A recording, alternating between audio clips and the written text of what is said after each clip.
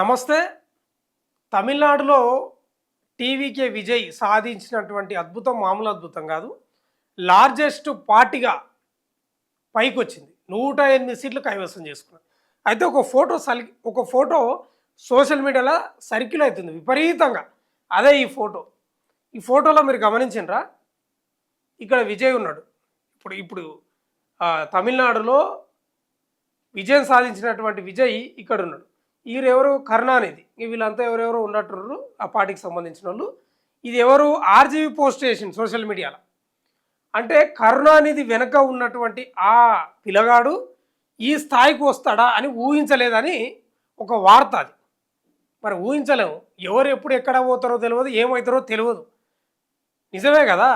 విజయ్ అప్పుడు కరుణానిధి వెనక ఏదో రిబ్బన్ కటింగ్ ఉన్నట్టుంది. ఇది మరి ఏందో అది తెలియదు. కానీ వెనక అమాయకంగా నిలబడ్డటువంటి విజయ్ ఈరోజు తమిళనాడుకు ముఖ్యమంత్రి కాబోతున్నాడు.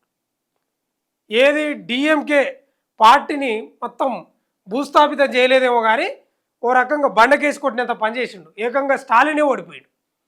టీవీకి అభ్యర్థి విఎస్ బాబు చేతిలో స్టాలినే ఓడిపోయాడంటే ఒకసారి అర్థం చేసుకోండి జీవితం అంటే ఎటు నుంచి ఎటు పోతుంది అనేది.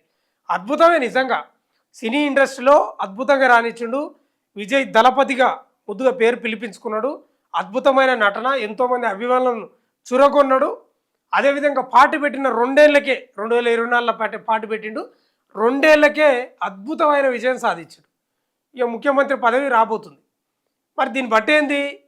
మనిషి యొక్క కృషి, పట్టుదల, లక్ష్యం ఒకటే విధంగా ఉంటే, పట్టు వదలకుండా లక్ష్యం కోసం పోరాడితే ఇక విజయ్ ఉదాహరణ అవుతాడు మనకు 100%. ఒకసారి ఈ స్టోరీ కూడా చదువుదాం. వెనుక నిల్చున్న ఈ కుర్రాడు డిఎంకేను నామరూపాలు లేకుండా చేస్తాడని కరుణానిధి ఊహించి ఉండరు. ఈ ఫోటో మామూలుగా సర్క్యులేట్ అయితే లేదు. Versatile Indian director Ram Gopal Varma latest ఒక ఇంట్రెస్టింగ్ పోస్టు వార్తల్లో నిలిచారు. తమిళనాడు రాజకీయాలపై స్పందిస్తూ ఆయన ఓ పాత ఫోటోను షేర్ చేశారు. ఆ ఫోటోలో దివంగత మాజీ ముఖ్యమంత్రి డిఎంకే అధినేత ఎం కరుణానిధి ఒక సినిమా ప్రారంభోత్సవంలో రిబన్ కట్ చేస్తుండగా ఆయన వెనుక కుర్రాడిగా నటుడు విజయ్ కనిపిస్తున్నారు. ఈ ఫోటోను ఉద్దేశించి వర్మ తనదైన శైలిలో స్పందిస్తూ తన వెనుక నిలబడ్డ ఈ కుర్రాడు ఒకరోజు తన పార్టీనే సవాల్ చేస్తాడని, అంతేకాకుండా నాశనం చేసే స్థాయికి ఎదుగుతాడని కరుణానిధి కలలో కూడా ఊహించి ఉండరని వ్యాఖ్యానించారు. ప్రస్తుతం ఆర్జీవి షేర్ చేసిన ఈ ఫోటో తమిళ సినీ వర్గాల్లో ఆసక్తి రేపుతుంది. ఏదేమైనా ఎప్పటికప్పుడు తనదైన శైలిలో స్పందించే వర్మ మరోసారి స్ట్రాంగ్ ఫోటోతో విజయ్కి అందించడం విశేషం. అయితే వాస్తవంగా కూడా అప్పుడు తొక్కిసలాట జరిగింది కదా టీవీకి బహిరంగ సభల. దాదాపు 40 మందికి పైగానే చనిపోయాను. ఈ స్టాలిన్ కూడా పెద్ద అసలు స్టాలిన్ లెక్కనే లేదు. మీరు గమనించారో లేదో, స్టాలిన్ విజయ్ని పెద్ద లెక్కనే లేదు. పెద్దగా ఆయన గురించి ఎక్కడ పెద్ద ప్రస్తావించలేదు, పెద్దగా ఆయన గురించి విమర్శలు చేయలేదు. బహిరంగ సభలో కూడా అయినతో ఏమైతే ఈ ఆడ 10-15 సీట్లు వస్తావు అని లైట్గా తీసుకున్నాడు. అసలు ఆ ప్రమాదం జరిగినప్పుడు కూడా పెద్ద విమర్శలు చేయలేదు. అసలు ఈయనని ఎందుకు హైప్ చేద్దాం, అసలు ఈయన గురించి ఎందుకు మాట్లాడదాం, ఈయనని ఎందుకు మనమే పైకి లేపుదామని అనుకున్నాడో తెలియదు. కానీ అసలు లెక్కనే లేదు. ఒక రకంగా స్టాలిన్ అరటిపండు తొక్కని తీసేసాడు విజయ్ని.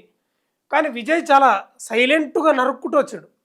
బహిరంగ వేదికలపై విమర్శలు చేసుకుంటూ చాలా సున్నితంగా అంకులని సంబోధిస్తూ సున్నితంగా విమర్శలు చేసుకుని ఎక్కడ బూతులు లేవు, ఏం లేవు. ఆయన స్పీచ్లు కూడా వింటే పెద్ద బూతులు ఉన్నట్టు పెద్దగా అసలు బూతులే లేవు. సైలెంట్గా ఆయన పని ఆయన చేసుకుంటూ వచ్చిండు. పెద్దగా ఆయన వేరే అంశాలను పెట్టుకోలేదు. ఆయనకు చాలా డిస్టర్బ్లు అయినాయి.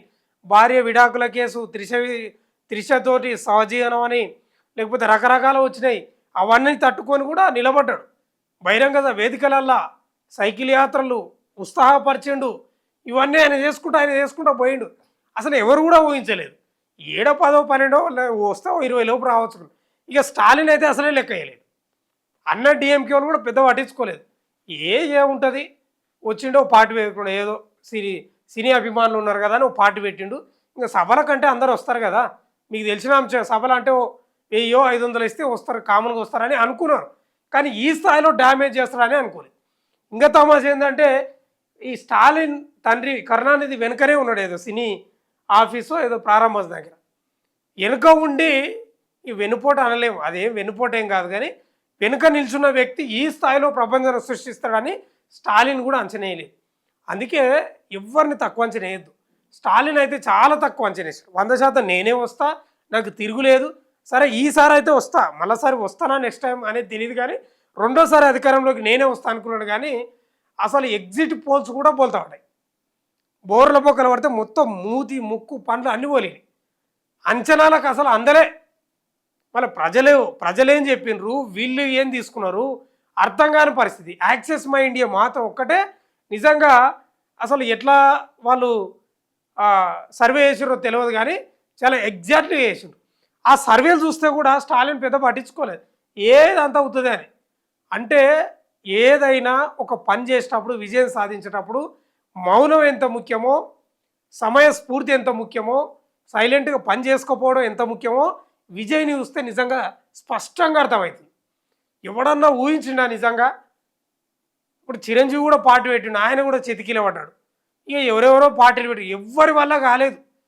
కేవలం ఒక ఎన్టీఆర్ పార్టీ పెట్టి 6 నెలల్లో అధికారంలోకి వచ్చిండు, ఈయన పార్టీ పెట్టి 2 నెలలనే వచ్చిండు. కాబట్టి నిజంగా గ్రేటు. ఆర్జీవి పోస్ట్ చేసిన ఈ ఫోటో ఇప్పుడు మన తెలుగు రాష్ట్రాలు కాదు, తమిళ రాష్ట్రాలు కూడా ఒక సంచలనంగా మారింది. అంటే చాలామంది ఈ ఫోటో వెనుక ఉన్న నిగూఢ అర్థం ఏంటంటే, మనిషికి ఒక లక్ష్యం, ఉన్నత స్థానానికి పోవాలి, ఒక ప్రజాసేవ చేయాలి, లేకపోతే 10 మందిలో మంచి పేరు తెచ్చుకోవాలి, జనంలో ఉండాలని ఒక ఆశ అభిలాష ఉంటే ఖచ్చితంగా విజయలాగా తీర్చిదిద్దబడతారు అనేది స్పష్టమైన ఒక ఉదాహరణగా నిలుస్తుంది. ఏదేమైనా స్టాలిన్కి అయితే నిద్ర అయితే ఉండదు. ఆయన అధికారంలోకి రాకపోవడం ఒక ఎత్తు అయితే, ఆయన ఓడిపోయాడు. నిజంగా వాళ్ళకి జీర్ణించుకోలేని పరిస్థితి. ఇప్పుడు అనుకుంటున్నారేమో ఇంత ఈజీగా తీసుకున్నాం మనం, నేనుంటి నా కొడుకుంటి ఇద్దరం ఉన్నా కూడా పార్టీ అధికారంలోకి రాకుండా పోయిందంటే ఏంది మన పరిస్థితి అని వాళ్ళు నిజంగానే చాలా పరిశీలనలో ఉంటారు. నిద్ర కూడా పట్టని పరిస్థితి. ఏదేమైనా విజయ్ సాధించినటువంటి అపూర్వ విజయమే. కానీ కత్తి మీద సామే ఆయన పాలన కొనసాగించేది. ఆయన ఇచ్చినటువంటి హామీలు మామూలు హామీలు కాదు, భయంకరమైన హామీలు. అప్పుడు చూడాలి అసలు కథ, అప్పుడు బయటపడదు. చూస్తూనే ఉండండి మన తొలి వెలుగు.